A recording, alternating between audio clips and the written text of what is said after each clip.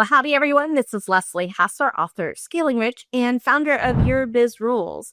And on my episode with the Business Growth Architecture Show, I'm going to reveal some ways to reignite your vision, bring every part of your business, meaning your team, your clients, and your systems, into alignment so that you can scale for not just profit, maybe for even a little more.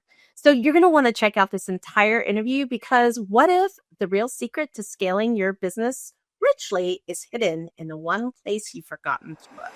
This is the Business Growth Architect Show for founders who don't follow trends, they set them. For entrepreneurs who aren't here to fix the past, but to build the future they actually want to live in. Hi, my name is Beate Gillette. I'm a Palisades fire survivor, strategist, and the entrepreneur behind a multi-million-dollar tech exit to the gates. And every week, I bring you the fire, real guests, real strategy, and the real talk on how to control your mind, move fast, and create your future. This is where strategy meets energy, because your next level needs both. Let's grow. Hello, welcome back. This is your host, Beate Gillette. Today with me is Leslie Hassler from Your Biz Rules. One of the reasons I wanted Leslie on the show is because she solves a big problem that a lot of business owners, when they are entering growth and scaling, have, and that is, who do we need to bring into the company to scale it rapidly without getting killed by the expense that it takes to hire really good people. Leslie, I'm excited to have you on the show. Welcome. Howdy, I'm excited to be here. I can't wait for our conversation. It's going to be so good. All right. It is. Let's dive right in. So as somebody who does not know what you do and what problem do you solve for your clients? Sure. So what we do is Your Biz Rules is a fractional C-suite firm. Now, you may have heard fractional before, fractional CFOs, fractional COO, and those are individuals in great companies that can help you build your business. What we do, though, is we are basically the one-stop shop. We have the expertise on team to fulfill multiple roles in your growing business so that you're making one investment instead of four investments. And that really works out strongly for our clients because what we do at the end of the day is we help businesses be cash positive. That means profitable with enough left over at the end of the day. We help them grow and scale in a way that's just sustainable and healthy. Let's go through some of the specifics. So what exactly is a fractional C-suite or a fractional CMO or a fractional CFO? What is it? So for a lot of businesses, they're just not big enough to hire one full-time employee and then fill out all the C-suite. So if you were to think about the largest possible size that your business could be and who would be in your leadership team, you likely would have someone over operations. Now, operations can cover a huge gamut. You would have somebody over your finances. Maybe you have someone over marketing and sales because that's a vital element of your business. Perhaps technology, perhaps processes. There's so many different areas that every business can use. And what's crazy is no one, if you took two businesses and compared them side to side, they're not going to need the same kind of leadership. What we have found is this model. Most of our clients have a major need, one that is just the burning need. Oftentimes it's in team, it's in sales and marketing, or if it's in operations as a general, and then finances. Those four tend to be the big four, if you will. But no one problem that you're facing as a small business owner is only about the overt thing, the thing on the outside of the cover, if you will. Usually when we get in and peel back, it means we need to bring in this fractional CFO because maybe we need to run some projections. Maybe we need to look at forecasting. Perhaps you've got a big, crazy goal. Leslie, you said that the idea of a fractional C-suite is to, instead of trying to figure out who I need to hire and then stressing out that I can't afford a C-level executive because I don't have that kind of work yet, but it'll allow me to hire multiple people, maybe for the salary of one person, but I have a full suite. So at what point does this matter in my business? Because that's a pretty bold move. Most people think about an operations manager or a coordinator or a social media person, I think is the right term. When do I need somebody like the people you are representing? So there's not a hard and fast revenue size, if you will, although there's a range in there. I will say, though, it's much more about what you're going through in your business. So if typically what we're seeing is when clients come to us is they've had a period of growth that they've gone through, like they've had some success, but they've spent the last 1, 2, maybe even 3 years a bit spinning their wheels. Like they can't get enough traction to get over wherever they're at. And that number does look different because it's a little determinant on, what the price point is of what you're selling and what your current capacity is.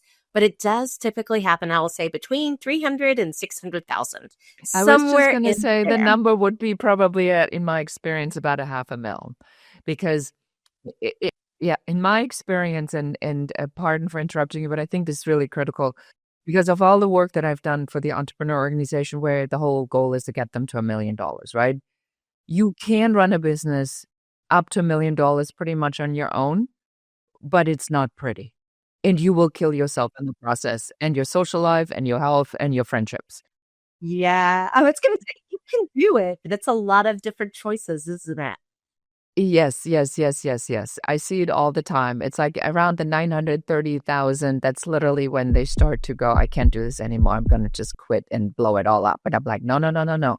You missed the hiring plan, because the hiring plan has to be part of growth. So you say, let's say between 350 and $600,000. What is the marker that I need to watch out for? Help me understand that question a little bit better. So, what is the marker that would tell you that you're ready for something like this? Or what is the Exactly. marker? Okay, Yes. what's the marker? Yeah, I think it really has to do about the plateau or where you're finding, I think people get caught, I call it the between the rock and the hard spot, to where you physically go, I can't work anymore. So I can't earn anymore. But if I don't earn anymore, I can't do this other thing that I need to do. And you just constantly feel post the pillar, if you will. There's not enough time or not enough money. And I think you're right. You mentioned it when people hit 1 million or close to 1 million, if they're doing it again, this same situation, if you don't fix it, happens again right at that 7 figures. It's just an indicator. But I think if you're in that space to where you don't feel like you have choice, I want to tell you that the signs you're seeing and the experience that you're having is actually counterintuitive to what you think you should be doing. And what you think you should be doing is waiting and seeing if you can get over the hump.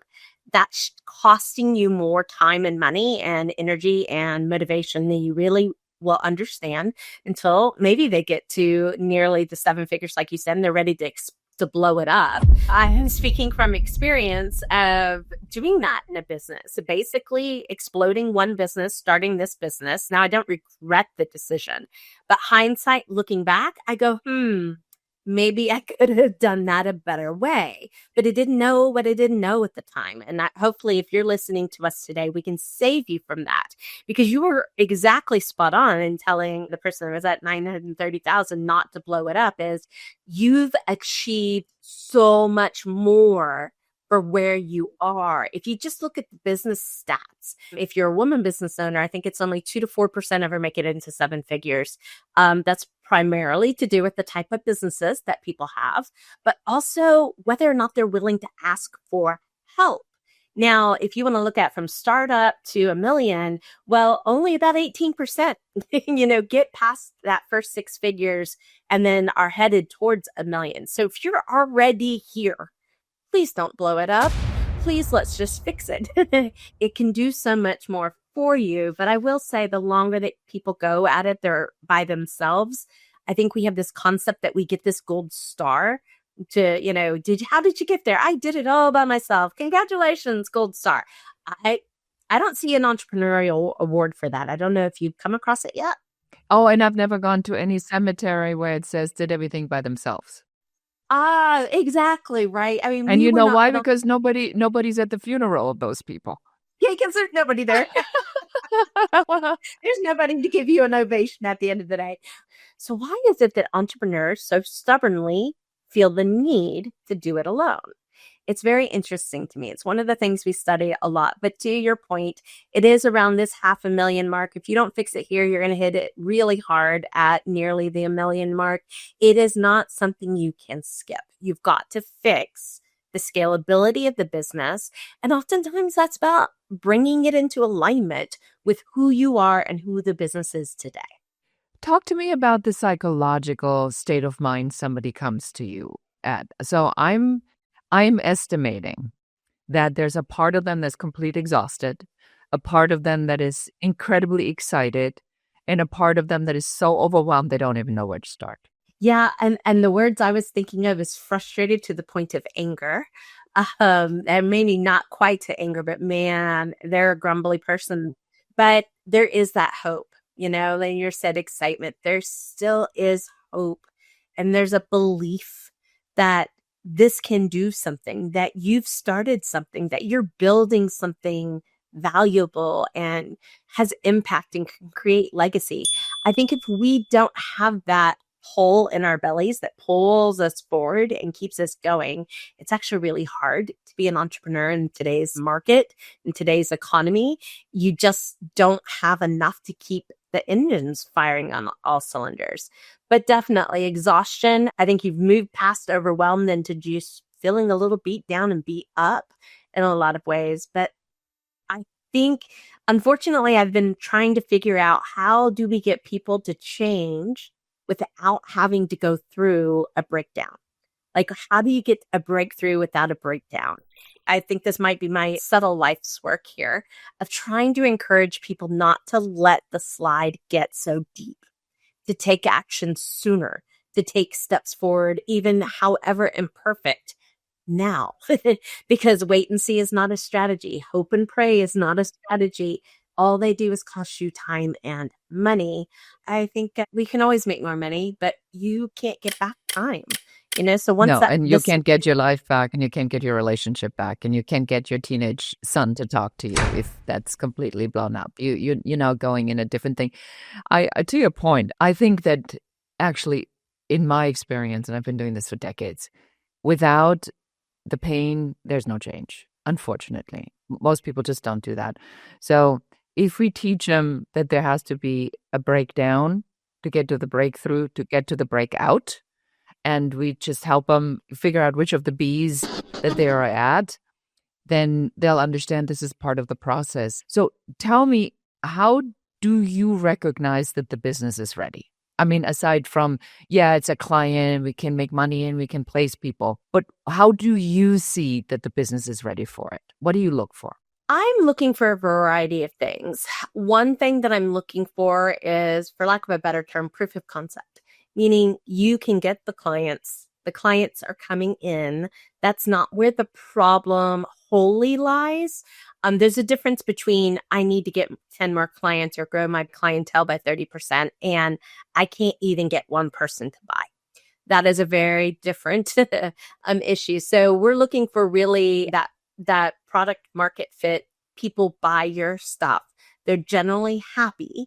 That's one of the indicators we're looking for, because it means we can start with something. We're not necessarily building from ground zero, and we can build from ground zero, but a lot of our clients have something existing that we're working on. We're also looking, unfortunately, for that breakthrough moment, that moment that our business owners are like, enough, I'm done. Just tell me what to do. And I need something that desperately different. That just means you're ready. You're not going to fight us.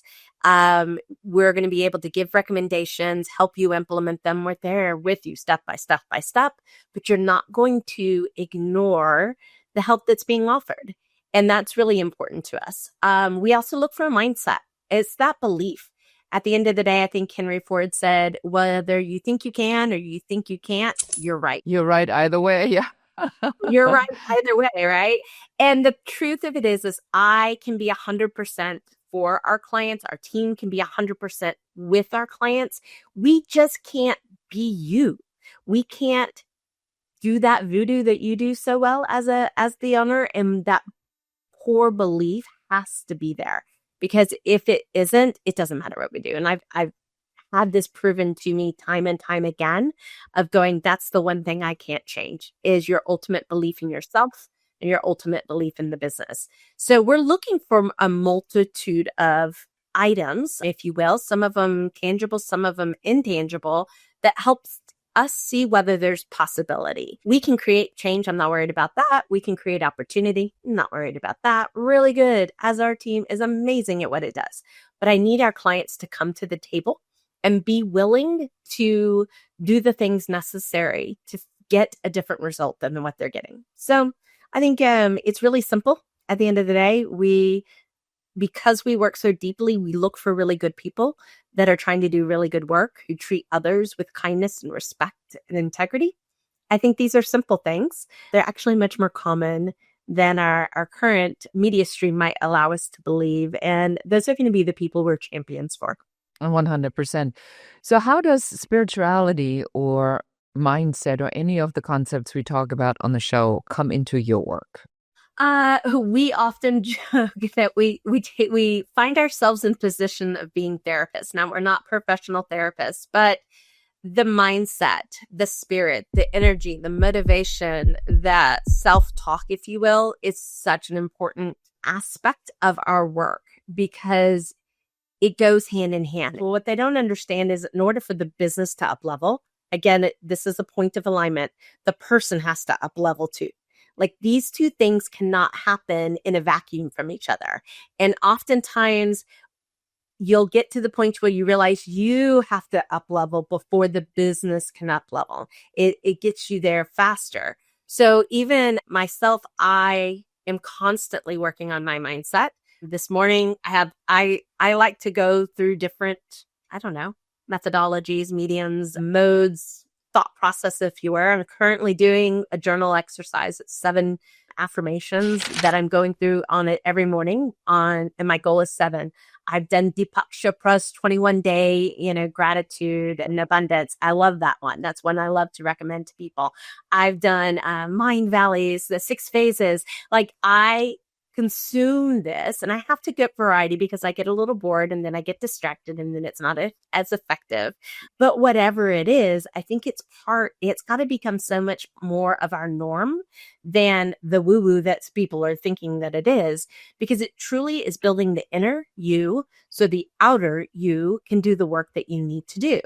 And there's so much of an onslaught of negativity, of fear and hate and just all the basis of what's not great about humanity that's coming to our doorstep. It's coming to our phones. It comes to our inboxes. It comes to our podcasts. That if you don't defend against it, if you don't build up your own mental muscle, then you will become subject to it day in and day out. We started this podcast talking about just how people are bringing this into their business. And the thing I thought in my brain is, or you can wake up from the matrix. You can stop participating in the circus, if you will, and be somebody that owns your person, owns your mind more than other people do. That's why I think it's so crucial to be always working on your mindset. And we have people that come to us that have never, ever, ever, ever, ever. Like I start talking about gratitude and they're like, what do you want me to do? And then we have people where it is an active practice and it is a journey. I want to tell people that it's a journey. I happen to be kinetic. I happen to be visual. I don't do well at closing my eyes and sitting still. All those things we thought meditation and mindset was growing up, I'm over 50. So growing up in the last 50 years, it's none of that. It can be whatever you need it to be.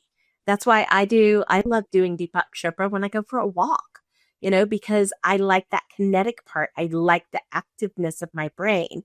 That doesn't mean that I can't go somewhere in my mind at the same time. So I know I feel like I had a soapbox moment for just a second. No. But You're exactly where I actually hoped you were going to go there, because this is why I love the concept of the show so much, is that we can talk about very tactical, practical things. We talked about strategies to grow. We talked about markers on the road. That's very clear. It's like if you're making $350,000 to $650,000, you don't have another person in your business that has C-level expertise in any area. You are heading toward trouble. That's very clear, very strategic, very, very, very straightforward. But then the part comes, what you said, at every level, you have to up level. And I think that's the part that most people miss in the business. What got you here will not get you there. And we've heard this a million times, and you don't know what it means until you are there. And news for you, it never ends, ever. Because then you're never there. What happens is you leave the matrix more and more behind because you realize this is the same stuff over and over and over again. Or whether it's this president or that president, or it's far on the left or far on the right. Most people really would love to be in the middle, and they would love to have a conversation about contribution and receiving and gratitude and connection and community. We see this when catastrophes are happening. It's always the community that brings people together. So that you talk about this on this level and say you need to be cognizant of that is incredibly powerful, I think, for the show to look at. So it wasn't even a big soapbox. That was maybe just like an inch of a step. An inch of a step. Well, and I was laughing because I remember in my first business, this is my second business, I was working with a coach, and I went in there and I was like, when exactly do I get to stop working on me? I'm so tired of working on me. Why don't everybody else out there, why aren't they working on themselves? Why is it me? And he was like, you want to keep growing? And I was like, well, yeah. And he goes, yeah, you're going to work on you. And I was like, I don't like you right now. Yeah, that was, you're absolutely right. And then the second part, you said that meditation or spiritual work, and again, this is one of the reasons I made this show so heavily about this, is it's not one thing. It is many different things. I was just at a conference and people are doing now visual experiences that mimic a psychedelic experience without the psychedelics, which is definitely a company I want to invest in, because I think that's where that's where we're going, understanding on how our brain works and how we have more control over what we think. And the outside media is designed to distract you from your clean thought process that will allow you to create anything you want. Because if you're distracted with creating what somebody else wants because they're controlling your mind, you'll always be somewhere else other than here. So let's go back to what you do. So you talk about sustainable growth. What exactly is that? Sustainable growth is growth that won't kill you in the process. It won't grow you out of business. Now, that's not to mean that I don't believe in exponential growth. I wholeheartedly believe in rapid exponential growth. But what I don't believe in is it done in such a way that it burns through every resource, including yourself. Now, there's different scales. There's different scales of thought. When you go out there, there's a concept called blitzscaling, which is basically burn through as much money as you possibly can to get big enough to where you have critical mass. And while you're there, beat everybody to the punch. Now, that is the methodology that has made a lot of billionaires in the world. That's what our VC, our PEs are all focused in. The unicorn concept. Throw everything at it. Right? Throw everything at it. Well, that's out of the reach of, I don't know, 90% of our small business I think it's owners. more like 99%. Probably. I think that the unicorns are falling. There are not that many unicorns. Well, they burn up and die really fast, right? It's like a star that burns too bright, too fast, and it burns itself out. That is unsustainable, unhealthy growth in my vantage point, because it's not respecting the people. It's not respecting the resources. Now, on our other edge, our other spectrum is an old concept, an old paradigm that basically said good growth, excellent growth is growing 14.4% year over year, so that in 5 years you double. Well, that's antiquated, because actually the momentum that is in our marketplace, that sounds very Lee Iacocca, if you know what I mean. It's very antiquated, right? But I see people at either side of the spectrum is either going crazy, let me burn through everything I can and hopefully I'll make it there. And then the others that are saying 14.4. Now, here's the reality. Any growth is good growth. I'm not going to knock that. But what I am going to say is you might be losing out on your potential. And we had a client come to us a couple years ago where they were clipping good, 10, 12%, that type of growth. And when we're working with them and work asked what their goals were, it really wasn't even about more money or bigger business. It was truly about better work-life balance, a better quality of life. I said, great, but what size business do you need in order to make that fiscally possible? And they just didn't know. So we're like, okay, let's play the game. Let's figure this out. Turns out we within 1 year, we did about 54% growth. I think that's the new average. Growing 50% growth year over year is definitely doable at a healthy rate that produces cash that you actually see, that allows you to do the things. Maybe it's systems, maybe it's process, maybe it's team, and make those investments, which really start to invest in the next level of growth. You do this compounding year over year. And what you're effectively doing, and this is the way I think of it in my own business, the moves that I'm making this year aren't about my business this year. They're about my business in 2 years. They're about my business in 4 years. The business decisions that I'm making are not based on the size of my business today. They're based on the $10 million business I have in my brain. So it gets you thinking further out with bigger possibility. And when you do that, I think timelines collapse. And I think that's the power we have in today's market.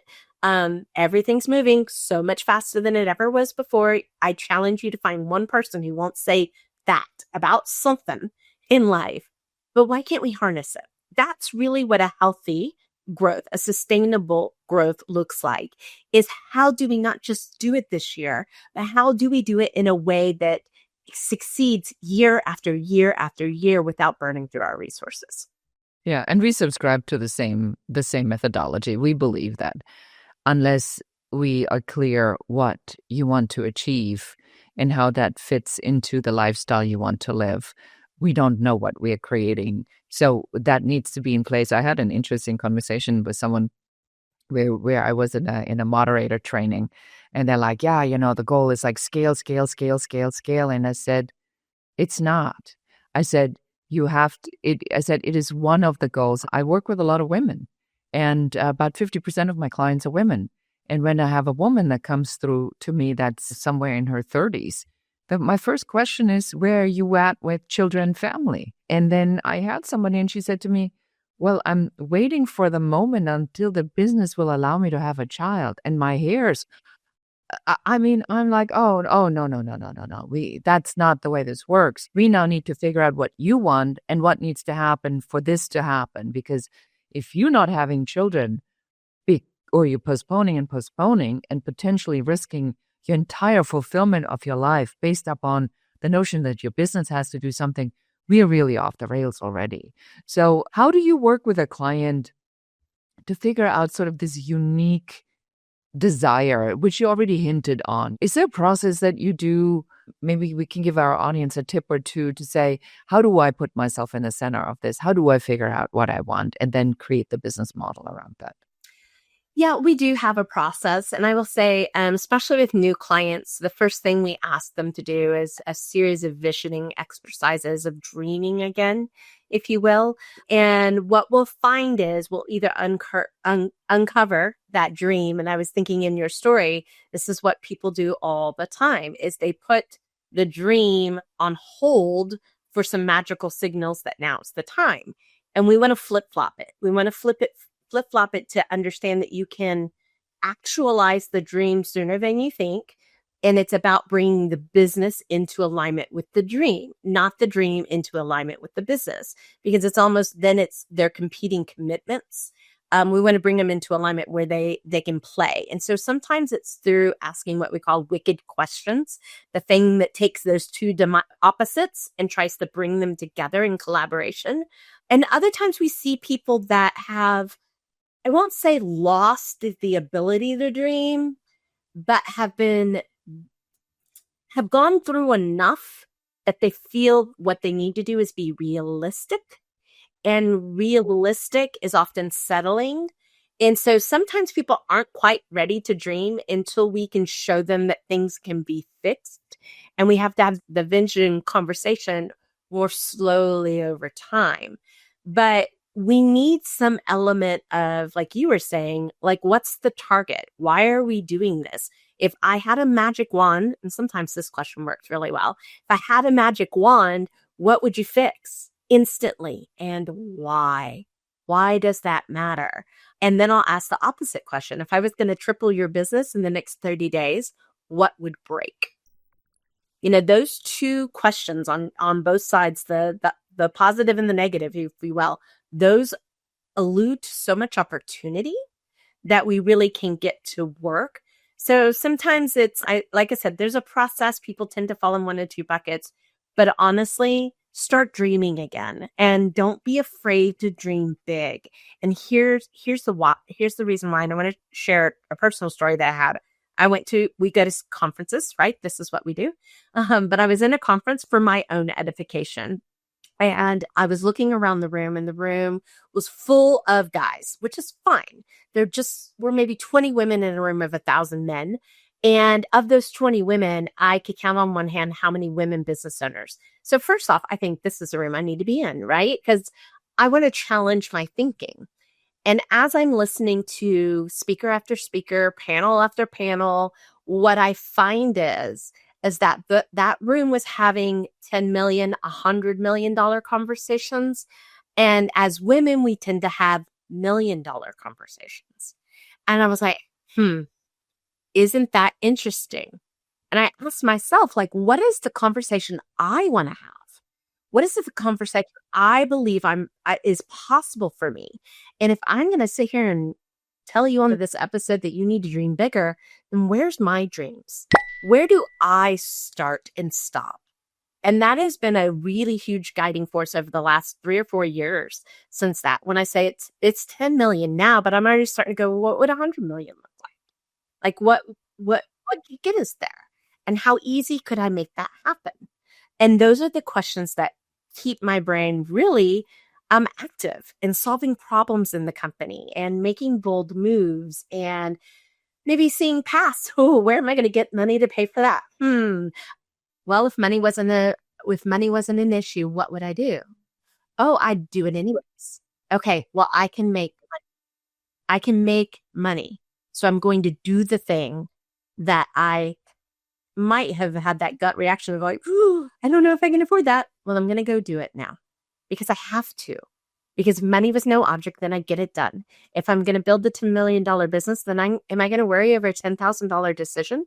Doesn't mean I'm going to be silly. It doesn't mean I'm going to fiscally put my business or my family at risk, but it is meaning I'm going to find the solution to fund everything. And we use that word all the time in our own company and with our clients is, let's find a way to fund that. How are we going to fund it? Not how are we going to pay for it? What are we going to have to give up? How are we going to fund that next move? Because I think that's truly what business growth is about. It's a different mindset approach, yes. Yeah, 100%. definitely. Wow, this has been amazing. So for somebody now who wants to get your book or learn more about you, where should we send them? Sure. So I am going to say, come on over to our website. So we have a special page just built for your show. So it's going to be yourbizrules.com/BGAS for the Business Growth Architect Show. And we've got a nice little free gift. If you want the book, there's a quick link there. And if we can be of help to you, there's a way for you to reach out and chat with us about that. Excellent. Thank you so much. I love that we started so strong in the strategy and the tactics and the logical, and then we ended up really in the visioning and the mindset and the creating the business that you actually would like to rule in, to use your words. So thank you so much for being on the show. Well, thank you for having me. I really enjoyed it. Thank you so much. And that is it for us today. So if you know somebody who is at this point of perhaps being a little bit angry because they're so overwhelmed, you know what to do. Send them a link to the episode of this show so that they can hear Leslie and potentially find some help to solve this immediate problem. And as always, we're grateful for you to be here. We know you have a choice where you spend your time and what you listen to. And we deeply, deeply in gratitude that we are here to serve you in whatever capacity we can. Thank you so much for listening to or watching this episode. And with that, I say goodbye. That's it for this episode of the Business Growth Architect Show, Founders of the Future. If you're done playing small and ready to build the future on your terms, subscribe, share, and help us reach more trailblazers like you. And if you're serious about creating, growing, and scaling a business that's aligned with who you are, schedule your Uncovery session at uncoverysession.com. Lead with vision. Move with purpose. Create your future.